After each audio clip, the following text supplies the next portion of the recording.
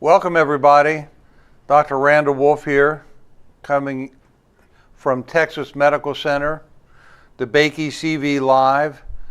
We're talking about atrial fibrillation, which we do first Tuesday of most months, 5 p.m. Central Time, Houston Methodist Hospital.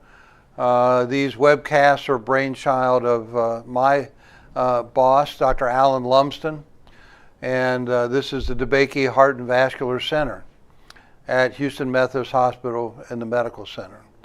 And as usual, we encourage you to turn in questions that we will address during this webcast. I recommend you get your questions in early if you can. More likely that we'll get to your question. We already have a couple questions on the board, but we try to get through all the questions by the end of the session. We'll be here for about 45 minutes. And the title of this particular session is a review of some recent literature on atrial fibrillation and also taking your questions. We'll put on the board straight up how to reach us. It's pretty easy. It'll be either from your phone or your computer. There are two ways to do it. If you're on your phone, go to 37607 and then text DeBakey, D-E-B-A-K-E-Y, and text in your message, your question. If you're on your computer, go to POLLEV.com, enter DeBakey, and then respond to the activity. So as we're talking, got a question, we'll try to answer it. We'll do our best. There are no bad questions. This is a lay audience.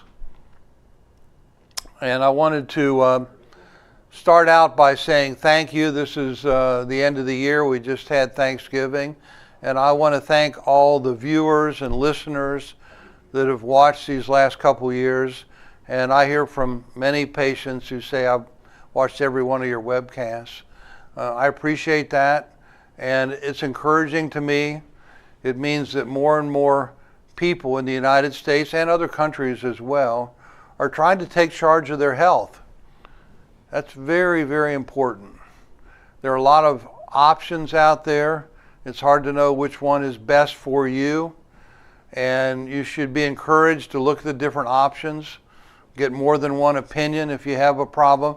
I mean, if it's a chronic problem, if you have appendicitis, I recommend you go to the nearest hospital and get it taken care of. But if you have a chronic problem, and AFib is a good example of that, then look at your options, do your homework, and I thank all of you from the bottom of my heart for doing that to take care of yourself. Recently, actually just went online, I think last week, Dr. Miranda, and some of you who watch these webcasts know Dr. Miranda. He is at University of Cincinnati and he runs clinical anatomy. Dr. Miranda and I collaborated on a manuscript which has just been published. It's called Minimally Invasive Surgical Treatment of Atrial Fibrillation, a New Look at an Old Problem. And Dr. Miranda and I describe the technique that I've been using for years, and then there's a lengthy discussion that goes into the basis of the treatment, why the treatment works, and it's based on the autonomic nervous system. And we're, as far as I know, we're about the only ones clinically that talk about that. There's a lot of literature on the autonomic nervous system and its effect on the heart. And we believe that that's what causes AFib. This is also known as vagal AFib. And these nerves that affect vagal AFib are on the outside of the heart. And we've talked about that before. But this is a nice reference for you. And Mr. Producers, if you go to that first slide of the PowerPoint, our viewers can get a look at this. This is the title page. This is in the operative techniques in thoracic and cardiovascular surgery from Elsevier. But good news to all the viewers and listeners, this is open access. What that means is you do not have to be a physician, you do not have to be a heart surgeon to look at this article. It's open to everybody. You don't have to be a subscriber to Elsevier. This is free in its entirety on the internet. Minimally invasive surgical treatment of atrial fibrillation, a new look at an old problem, myself and, as I mentioned, Dr. Miranda from Cincinnati.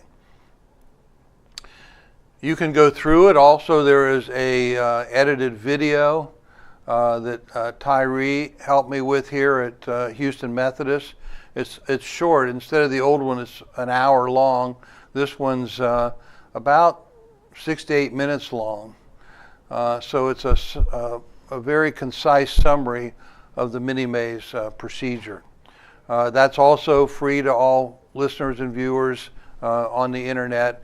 If you look up this title or look up Dr. Wolf and Dr. Miranda, you should be able to find it. You may even be able to look at it while we're talking here. And I think the key point of this article is that for the first time we've come out and said, look, certain treatments for AFib work, and we think they work because of this. And the big this is the autonomic nervous system. It explains a lot of things if you think of it as the imbalance of the autonomic nervous system. As we get older, it's well known that the sympathetic output changes and the parasympathetic output changes, and these are the nerves that are on the outside of the heart. These are the ganglionic plexi. They're mixed sympathetic, parasympathetic nerves. These are the nerves that make your hands sweat when you're on top of a tall building and you look over the edge. Why should your hands sweat? These are the nerves that make your heart rate increase when you watch a scary movie. Why should your heart rate increase? You're not running. This is the autonomic nervous system. It's been with us forever, and it's a very complex system, and it has nerves all over the outside of the heart. And we believe that one of the reasons that this outside of the heart treatment works better than the inside is because that's where the nerves are. That's where these autonomic nerves are. And if you look at the discussion on this article, you'll get a deep dive into exactly how that works. And it also can explain why people who have heart transplants hardly ever have AFib, because those nerves have been severed. That's to get a heart transplant, the nerves have to be disconnected around the heart, so you don't have that brain-heart connection. You don't have the connection from your spine to the autonomic nerves going to your heart. And people, we did that study in 2007. Almost 500 people that had heart transplant. The AFib rate after heart transplantation was 2%. After coronary bypass, it's 35%. After aortic procedures, it's 50%, this open heart surgery. But the biggest open heart surgery you can have, a heart transplant, the AFib rate is almost 0. Well, if you're cutting these autonomic nerves, that would explain it. Another issue is Takotsubo syndrome, where the heart changes shape, and it's believed to be due to catecholamine release in the autonomic nervous system. Well, you can explain that very well, how that shape may change based on the nerves and the catecholamine output, the epinephrine, the adrenaline, so to speak. So hopefully you'll take a look at this, and I imagine the next time we meet you'll have some questions about this. Let's go to the next slide. And I think I can do that. I have it right here. This is what we also want to discuss a little bit too. This is called pulse field or conventional thermal ablation for paroxysmal atrial fibrillation. And I'll leave that slide up there for a second and take a couple questions. Dr. Wolf, do you have any plans to release a study or paper focused on the efficacy of the Wolf mini-maze, as you now have years of reliable link data for most of your patients? Well, the answer is a resounding yes. It took forever. We submitted to the IRB permission to do the study, this retrospective study, during the pandemic, but everything was shut down. And we finally got permission to proceed just 2 months ago. So now we are enrolling patients. These are patients that have had the mini-maze procedure, number one. Number two, they have an implantable monitor. Most of them have the Medtronic Link 2. And number three, we can reach them. So, and number four, they're anywhere from 1 to 3 years out from their procedure. So for the first time ever, we are putting together information about how patients did, not based on an EKG once a year, which is what most studies are based on, or not based on a monitor that was worn at home for 2 days. This is monitor that's implanted that gives us information every day on the EKG. So we have that. We're planning on rolling about 150 or so patients. It's going to take a while to get it done, but at least we got over the major hurdle, was to finally get it through the institutional review board here at Methodist Hospital, so now we can enroll patients. We've been trying to get it through there for almost 4 years now. So that's good news. And so far everything's looking very good. Another question here. Has anyone else reported more GI issues after the Wolf mini-maze? I never had to take PPIs, protein pump inhibitors, I guess, or Gas-X before surgery. I now have bloating, gas, and belching. No, in fact, just the opposite is the usual report. Patients come back and tell me that their GI issues have totally resolved after the mini-maze. Now, all these branches of the vagus nerve, vagal AFib, go to different places. They go to the heart, they go to the stomach, they go to the intestine, and they all talk to each other. Even the ganglionic plexi on the heart talk to each other. But overall, what we've seen is a marked decrease in GI systems after the mini-maze. Some people even postulate that the GI symptoms can start an AFib attack. And we haven't proven that yet. We'll hopefully learn that in the future, but I think they're related somehow. But it's not so simple. You've got the sympathetic, which increases your heart rate. You got the parasympathetic part of the autonomic system, which is the vagus, which decreases your heart rate. Both these functions play part in your EKG and the refractory period, so it's a little bit complicated. But I think we're starting to figure it out. But the first thing is to agree that the autonomic nervous system is a major player in AFib. Next question, what's the protocol for weaning off amiodarone? I use a protocol, you can refer to a webcast we had maybe a couple months ago with Dr. Fahed. Several people have told me it was a very informative webcast. But generally we continue the amiodarone for 90 days after the mini-maze procedure or after a cardioversion if that's necessary. And then usually cut it in half for a month or two, and then cut it down to maybe 3 times a week for a month, and then maybe decrease it to just once a week for a month and then stop it. So it's a slow wean. Now these are very small doses of the drug, so it's very safe. But interestingly, I have a few patients that take 1 amiodarone pill a week. 1 pill a week, not 1 a day, 1 a week. And after the mini-maze, that's enough to settle their heart down and keep them out of AFib. So it's possible that's not all or none, but in some patients who may have a very active autonomic nervous system, the combination of the mini-maze and just a tiny bit of antiarrhythmic is enough to keep them in rhythm. And we have patients out now 21 years. I was on the phone a couple weeks ago with one of my patients who's 21 years out now. Now we got the questions are coming in, which is great. I want to flip back to what's on the screen from the pulse field or conventional thermal ablation for paroxysmal atrial fibrillation.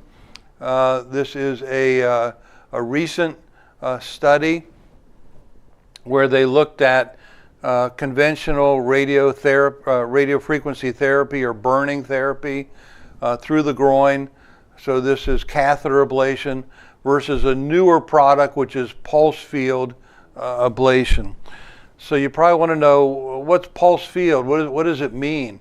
Well, first of all, let me assure you, it's been around a long time. It's been around for at least 40 years, and it's been used by people who work on cells, biochemists and people who work on cells. And what they do is create an electric field which alters the cells just for a fraction of a second, enough that it opens the pores of the cells. Our cells have pores that open and close. These pores are in the cell membrane. And if the electric field is produced just right, the pores open up. And generally what the researchers are trying to do is to get DNA, foreign DNA, to enter the cell. So it's a very popular technique to get foreign DNA into a cell in a research project, provide just a tiny bit of electrical energy very quick. It opens the pores, the DNA rushes in, they get foreign DNA in a human cell. Well, if you do it just a little bit too much or not exact right way, the pores open too much, the cell floods with fluid and it bursts. And that's what's called electroporation. So the electric field opens the pores, but even in these studies, the pores sometimes open too much and the cells die. So the way pulse field works, it creates a very quick, brief electrical field which opens the cells' pores and the cells die. That's what it is.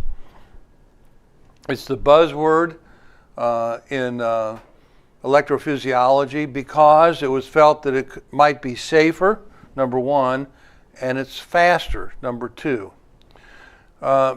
Being faster has become very important because Medicare decreased the reimbursement for catheter ablation, and the word on the street is they decreased the reimbursement because people were not just having one, but they were having 2 catheter ablations, 3 catheter ablations.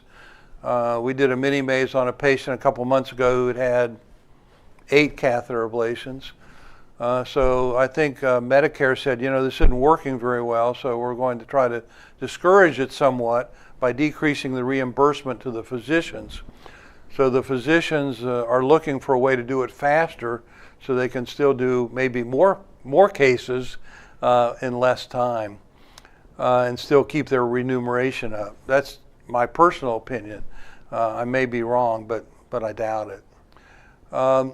So the idea it's faster is okay, and it may be safer, but they say it's safer because it doesn't injure the nerves. Well, if you know the way that we feel about that, you do need to injure the nerves. You need to injure the ganglionic plexi, which are nerves. Now, your own true pacemaker system are not nerves; those are modified muscle cells. But the vagal AFib, those are nerves, and you have to injure them if you want to decrease the autonomic input into the heart. So I predicted that the midterm results of catheter ablation with radiofrequency versus catheter ablation with this new pulse field or electroporation would be the same because they're not affecting the nerves. They're burning the muscle from the inside. Well, here's a paper, research summary. Dr. Reddy is a very well-known electrophysiologist, widely published. For paroxysmal AFib, which means it comes and goes, you're not in it all the time, you've never had to have a cardioversion, so it's the lowest amount of AFib that your body sees. And those patients, which are the best patients for any procedure, they were the same. The midterm results of pulse field versus conventional radiofrequency or burning were the same. They were, one was not any better than the other, which I predicted. So this panacea of pulse field ablation making all AFib go away so far is not true.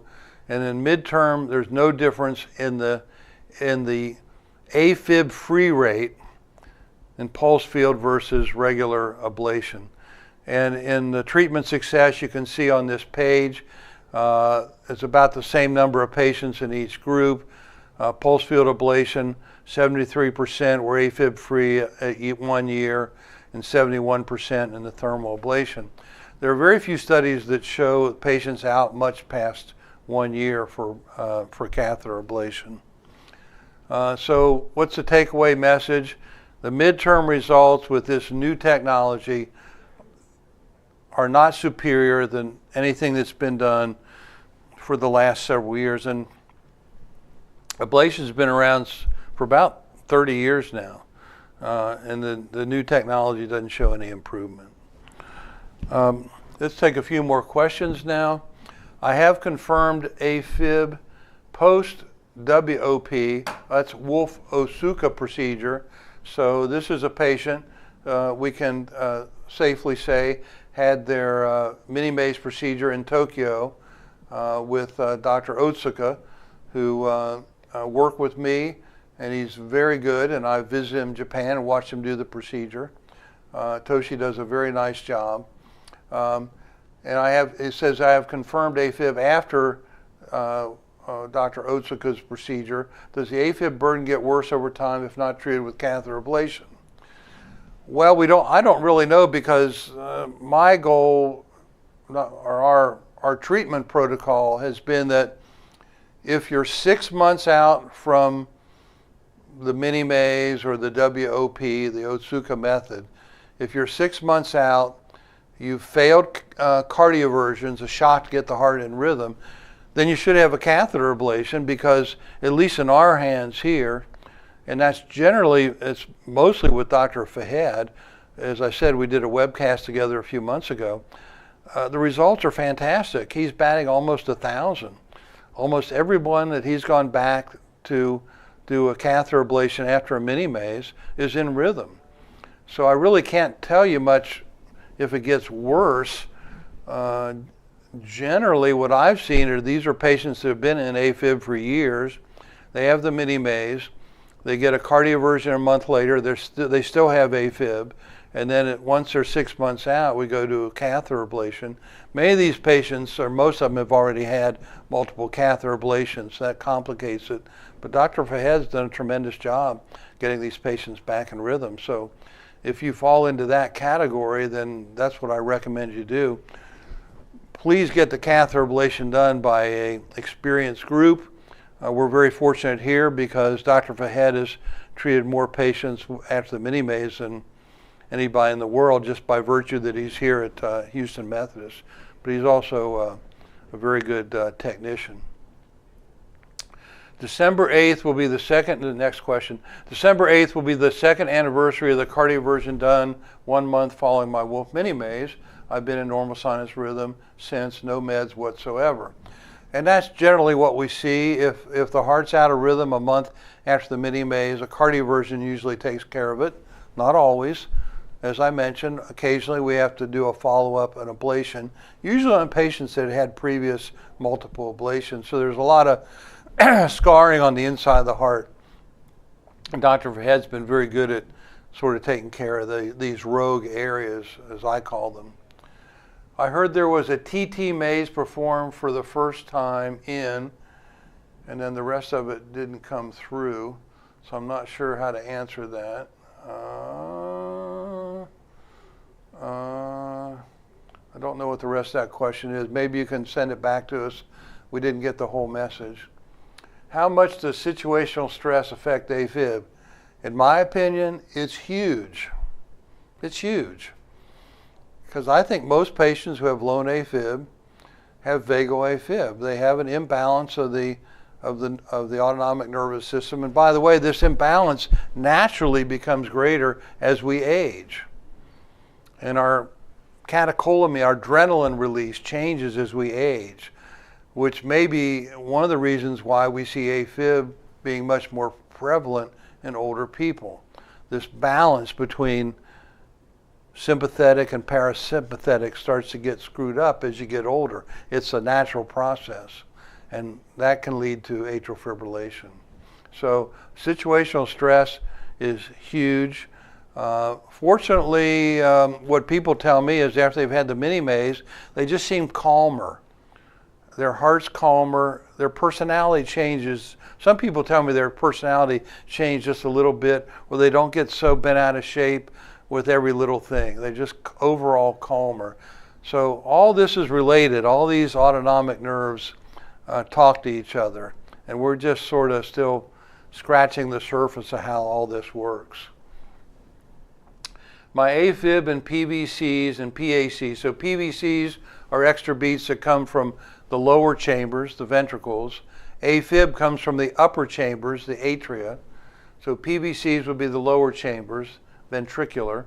And PACs, that's the atrial, are worse after a catheter ablation. Is this common? Well, it is. And I think it's because it's an incomplete job. There's some scarring, and if the burn was deep enough through the muscle, it might have gotten an important ganglionic plexi that settled things down. Maybe not, but it's kind of hit and miss, I think, when you're working from the inside on the muscle, when the problem's on the outside, the nerves are on the outside. There are no nerves inside the heart. They're all on the outside of the heart. So yeah, I think it's pretty common. Hopefully it'll settle down. We don't like to make any conclusions after a mini-maze or a catheter ablation until 6 months goes by. So if it's been recent, give it some time. There's a lot of inflammation, and inflammation peaks at 21 days. Most people don't know that. Even if you cut your hand or anything, the inflammation is there for at least 3 weeks, and then it starts to go down. But you really should give it about 6 months for things to really settle down. Do people that have AFib go through other procedures before choosing Wolf mini-maze? Well, in my opinion, unfortunately, yes. Reminds me of Mr. Smole, who did a webcast with us a few months ago. He had 2 or 3 ablations that failed, and then he had a convergent procedure, and that failed, and then he came here for the mini-maze, and now he's been AFib free for several years. He said he doesn't even think about AFib anymore. It's in the past. But yes, people do, and that makes the mini-maze technically more challenging. We have to do that a lot. I did a patient today who'd had a catheter ablation attempt, and unfortunately one of the wires went through the heart. They bled into the heart sac and had to have a procedure to draw the blood out of the heart sac. And all those things cause scarring of the heart, and that makes our job doing the mini-maze technically more challenging. Almost always we're able to still do it, but it's certainly it's technically much simpler on someone who's not had previous procedures. Particularly the conversion procedure makes it very difficult to go back.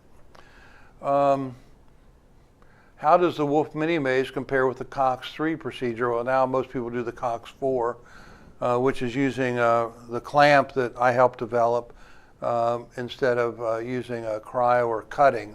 The COX-maze-3 was cutting the heart and then sewing it back together. Most people use cryotherapy or the clamps that we developed with AtriCure today, which would be the COX-maze-4. It compares very favorably, and I think it's because it does the same thing. The COX-maze-4 is an effective procedure. It can be done, it's on the heart-lung machine. It can be done through the breastbone or through the ribs. And it's called a maze procedure, but I respectfully disagree that it's a maze. It's a good epicardial procedure. It divides a lot of those epicardial nerves, and that's why I think it works so well. It does work, but I think it works for a reason different from what it's been purported to work for. I think it works because it cuts the epicardial nerves very nicely, or freezes them, or treats them with radiofrequency like we do with the mini-maze. So if you look at the midterm results of the mini-maze and the COX-maze, they're about the same. And even in studies where we combine lots of different papers, you're looking at over 80% AFib free rate at 1 year. And it doesn't matter what type of AFib you have, any type. Let's see. My AFib is constant, not now and then. What are my risks? Am I at higher risk than AFib every now and then? Well, people say you are. Hematologists say you are. The longer you're in AFib, the more likely a blood clot can form in the appendage because there's stasis. The blood doesn't move fast enough. And if blood doesn't move fast enough, then it will clot. Any mammal will clot if the blood's not moving fast. Doesn't matter if you're a squirrel or a human. And that's where we get DVTs, deep venous thrombosis, from people on airplanes. The blood's not moving enough through the legs and the blood clots. The blood will also clot in the ear of your heart, called the left atrial appendage.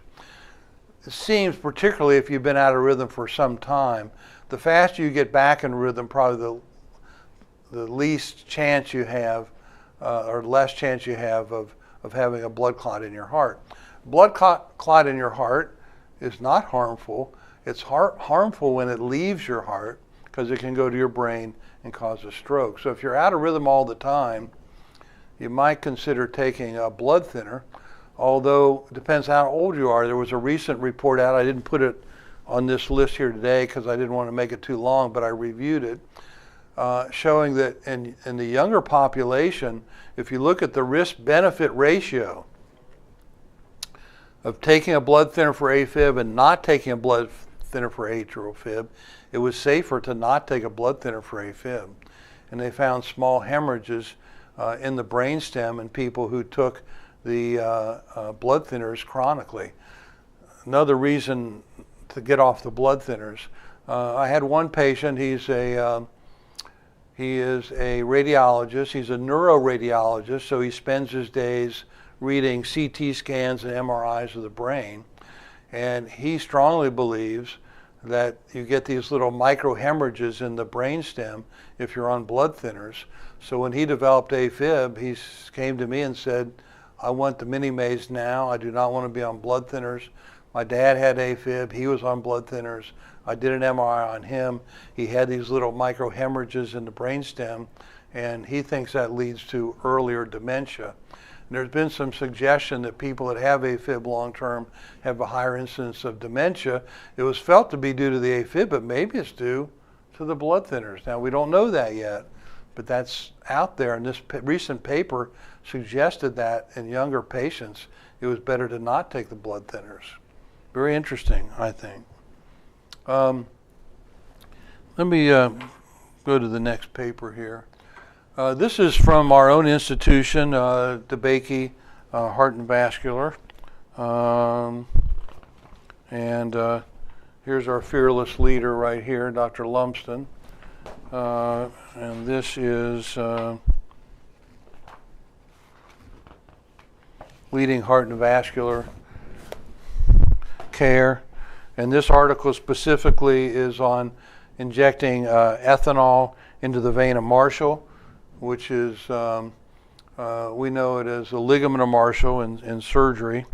And one of our electrophysiologists here, Dr. V, led a national 12-site study in patients who had persistent AFib. That means they had AFib for more than 7 days in a row, or they required a cardioversion to get back in rhythm. And they injected alcohol into the vein of Marshall. Well, guess what? That's for the autonomics. And they saw some improvement at 1 year. Unfortunately, the numbers are still low. So if you had a catheter ablation alone, 38% of those patients were AFib free at 1 year. That's at 6 and 12 months. If you had the catheter ablation plus ethanol injected into the vein of Marshall, 49% of the patients were in sinus rhythm. So still, from a surgical standpoint, results that are not great, but it did show an improvement in including a little bit of ablation of the autonomic nervous system. Just a little bit. The ligament of Marshall is not a major player like the ganglionic plexi are on the right side of the left atrium.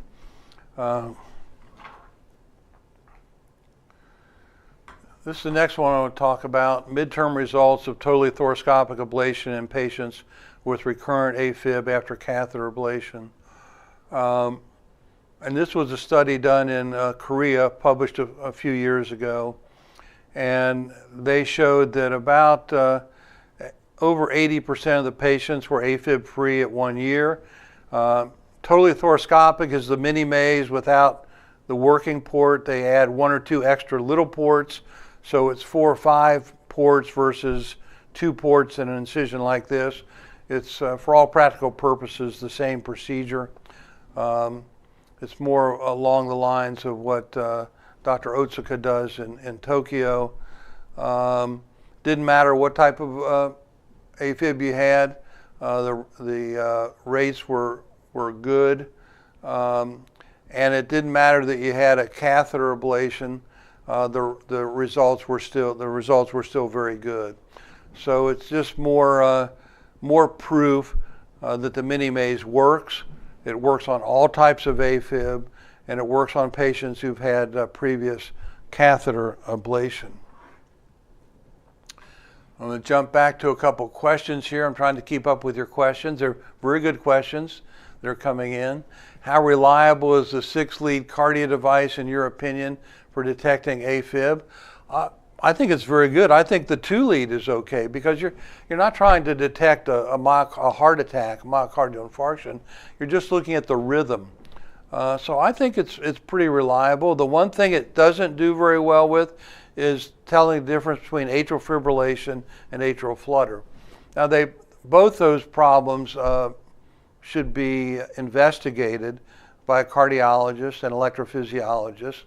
The treatment is different, and sometimes where the Apple Watch and the Cardia fail is they just say possible AFib when someone who's experienced looks at it and says, well, that's obviously not AFib, that's atrial flutter. It's important to make the differentiation because typical A flutter should be treated with a catheter ablation. Atypical A flutter, which occurs after catheter ablations, can be treated with the mini maze. So it's important to make that distinction. The current devices on the market don't have the algorithms to really tell the difference between fib and flutter. I predict they will in the future, but they don't today. Could acupuncture work on autonomic nerves? Well, the answer is yes. And there have been some reports where people have said that this really helped their AFib. It didn't usually eliminate it, but it helped it. But yes, there's a connection between all these nerves and acupuncture. I'm going to take a quick drink here. Thank you, Tyree. Mr. Horn's helping me out here.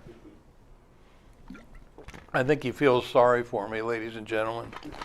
I like people to feel sorry for me. So the answer is yes. Here's a long one, but I'll take a shot at it.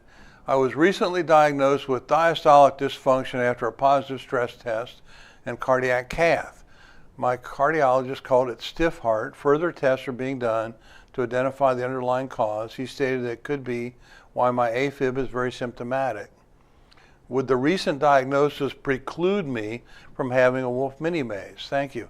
No, it would not preclude you at all. In fact, the diastolic dysfunction would improve.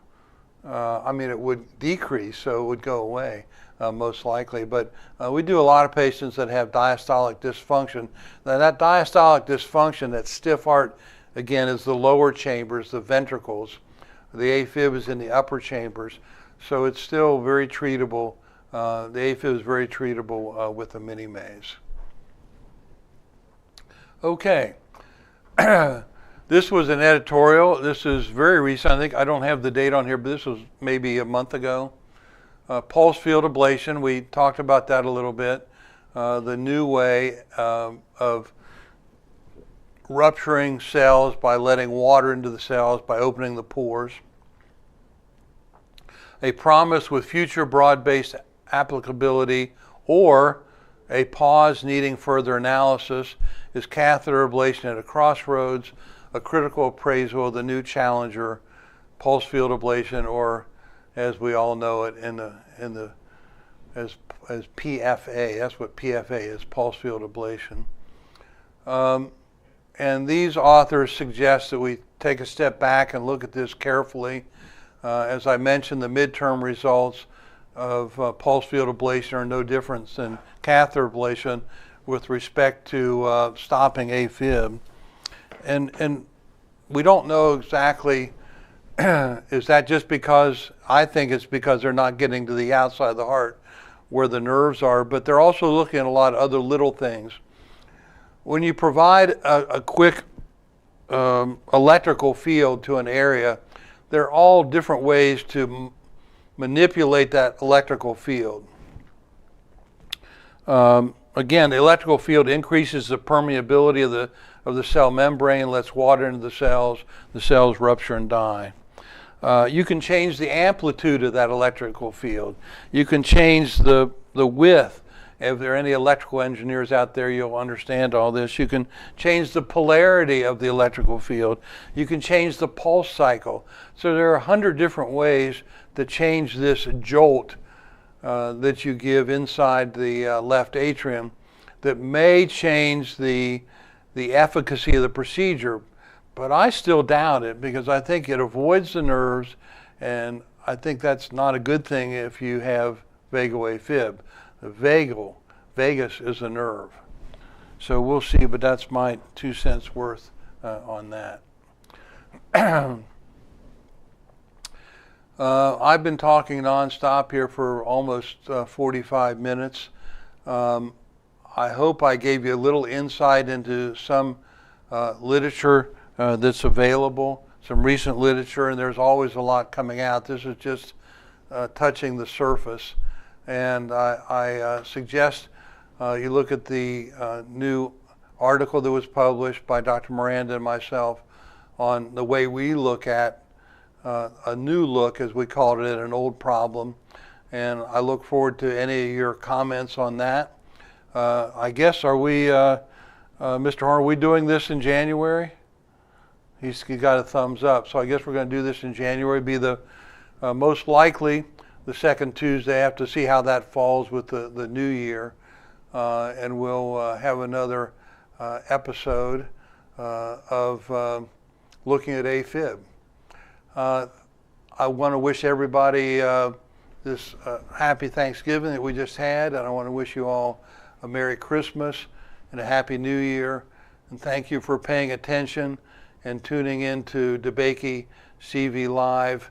Have a good rest of the year, everybody. So